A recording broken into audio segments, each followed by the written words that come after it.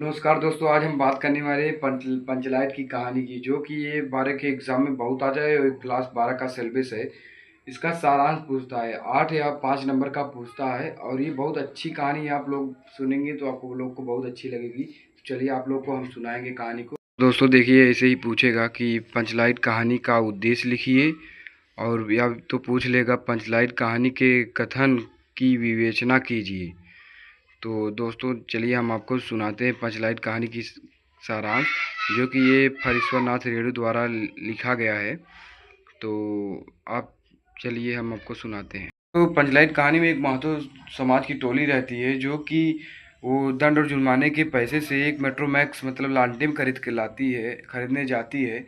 और जाती है तो उसमें सब लोग सरपंच के साथ सब लोग जाते हैं। उसके बाद फिर वो जाते हैं दुकान पे और पूछते हैं, भाई ये मेट्रोमैक्स लालटेन कितने की दी। तो जो दुकानदार रहता है वो बोलता है कि 5 कोटी 5 रुपए। तो सरपंच जी बोलते हैं कि इतने में तो नहीं हो पाएगा, आप 5 कोटी ले लीजिए। तो दुकानदार बोलता है कि चलो भाई ठीक है। तो मेट्रोमैक्स उतने में हो जाती है। तो उसमें से जो 10 रुपये बचता है, और दंड जुर्माने के जो 10 रुपये बचते हैं, तो उसमें पूजा की सामग्री आती है। तो वो सब मेट्रोमैक्स मेले में से खरीद के लाते हैं। जब लाते हैं तो उसमें एक ब्राह्मण टोड़ी के लोग रहते हैं, जो कि उन्हें चिढ़ाते हैं कि क्या भाई ये लालटेन कितने की खरीदी। तो उन्हें बुरा लगता है, लेकिन वो आगे बढ़ जाते हैं। आगे बढ़ के फिर वो वहाँ घर पे पहुँच जाते हैं अपने गांव में। फिर गांव में पहुँचते हैं तो फिर गांव में कोई बत्ती नहीं जली रहती है, क्योंकि वहाँ पे सब मेट्रोमैक्स के इंतज़ार में थे। फिर मेट्रोमैक्स आता है, फिर सब लोग जल्दी से पूजा वूजा करते हैं। उसके बाद मेट्रोमैक्स को जलाने की कोशिश करते हैं, लेकिन मेट्रोमैक्स को जला कोई नहीं पाता है, क्योंकि वो मेट्रोमैक्स को कभी जलाए ही नहीं थे। तो वो लोग बहुत परेशान हुए। फिर वो लोग ने सोचा कि अब क्या करें। फिर वहाँ पर था एक बोधन।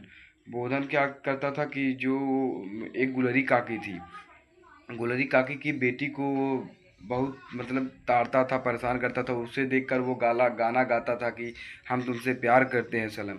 इसलिए बोधन का खाना पानी हुक्का पानी सब बंद कर दिया गया था, और बोधन को एक समाज से अलग कर दिया गया था।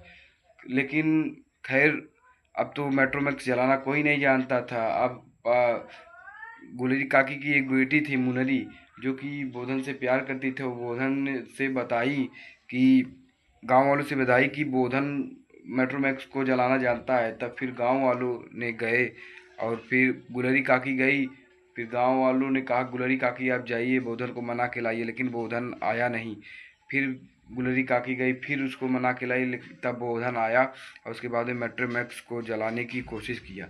फिर मेट्रोमैक्स को जलाने के लिए स्प्रिट मांगा, लेकिन स्प्रिट नहीं था। तो एक बोधन ने गरी के तेल से उसको जलाया। उसके बाद में सब बोधन के गलती को माफ़ कर दी। उसके बाद गुलरी काकी ने बोधन को शाम को खाने के लिए बुलाया। और इस प्रकार पंचलाइट की कहानी होती है समाप्त। अगर आपको अच्छे लगे तो सब्सक्राइब करिए।